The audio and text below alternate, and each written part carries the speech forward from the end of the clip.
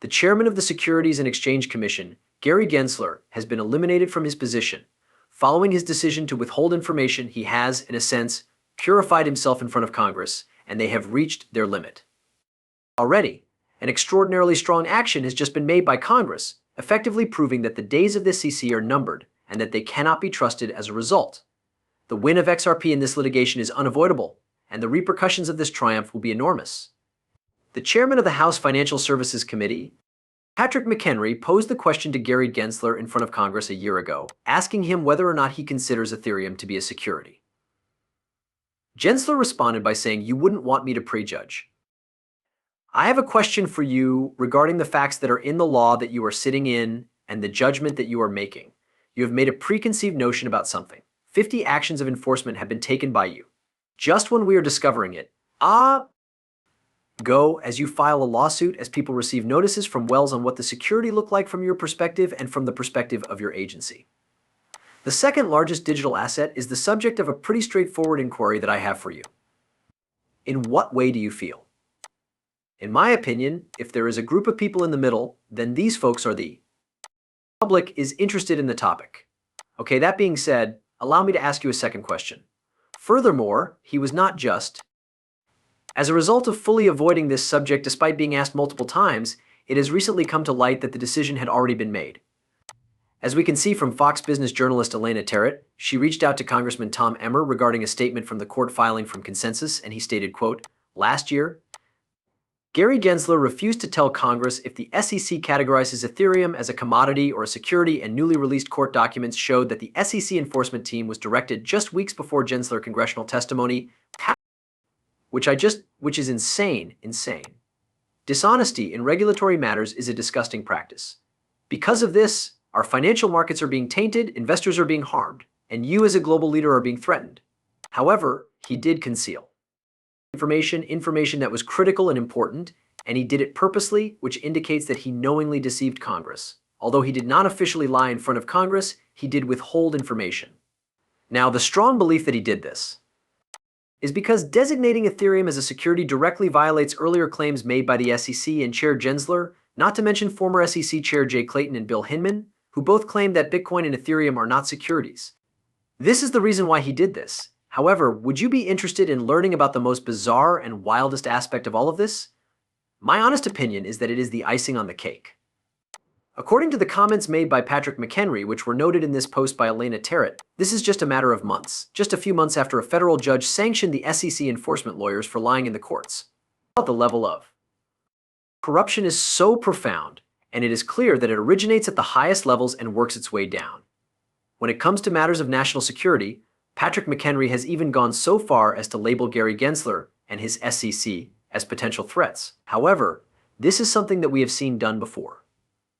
While Gary Gensler is just laughing in their face like the clown that he is, Congress is issuing subpoenas, letters, and cautions to Gary Gensler to watch his step. John Deaton, a former Republican Party lawyer who is now running for the Senate, has stated that it is time to issue many subpoenas and that it is either time to go big or go home. And it would appear that Congress is finally taking a very serious step toward undermining and eliminating the need for the Securities and Exchange Commission (SEC) and the services it provides.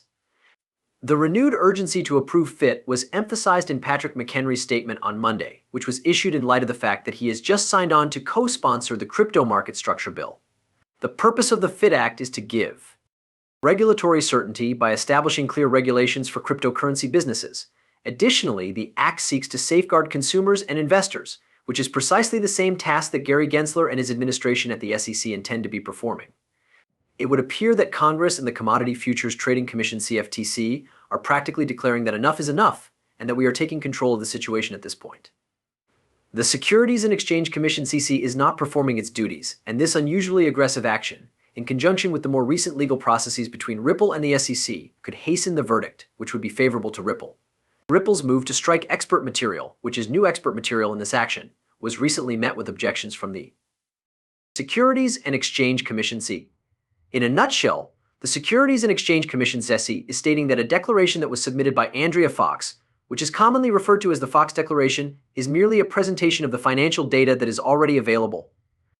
This is in contrast to what Ripple is stating, which is an expert opinion that ought to be disclosed in advance.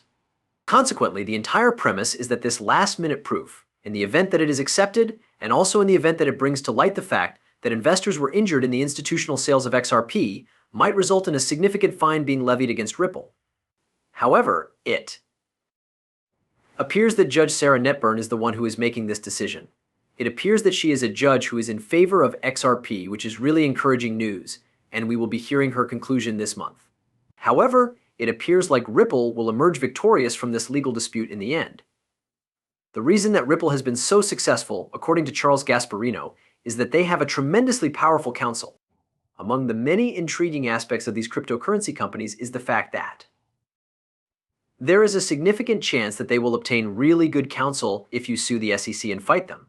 I mean, Ripple had extremely good counsel, which is why it got a victory that was kind of a half-baked triumph, and it is still fighting another day.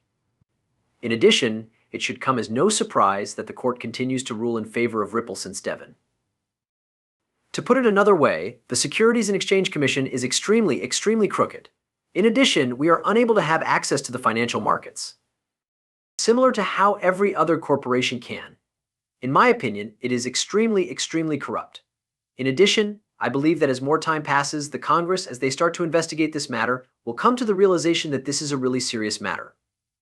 You have asked me, who exactly are these players? A person who was extensively involved in the deception involving Russia is Gensler, who is the head of the Securities and Exchange Commission. In point of fact, he was the individual who contributed to covering up the Russia lie.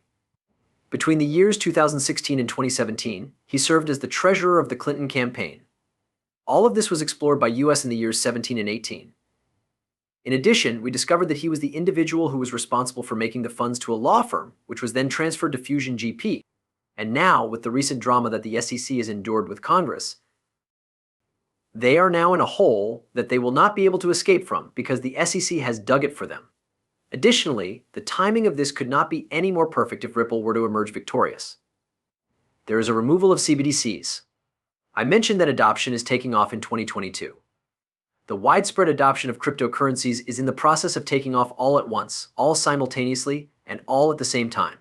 Conveniently, Ripple will also receive legal clarity at the same moment, if you will allow me to use that phrase. It might be a huge coincidence, but it will be the first cryptocurrency in the history of the world to have legal clarity in the United States at the same time as all of the mass adoption is taking off.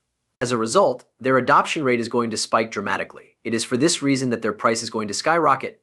It is also possible that this is the door that opens the door to XRP ETs. It is possible that this will be really good news for XRP as well, taking into consideration what they have done for the price of Bitcoin. At this point, we are in the second wave of the development and use of cryptocurrencies. It was primarily in the retail markets that the initial wave of cryptocurrency development and adoption occurred. The second wave, on the other hand, is made up of banks and other financial institutions. The regulations are closer than they have ever been, with MiCA coming in just a month or two away now. These laws are ones that Bitcoin and Ethereum will not have, and neither will they be a part of. Both of these currencies will eventually be replaced by XRP, which will serve as a bridge currency for CBDCs all over the world as they transition into the new financial age. I appreciate you taking the time to watch, and I'll see you in the next one.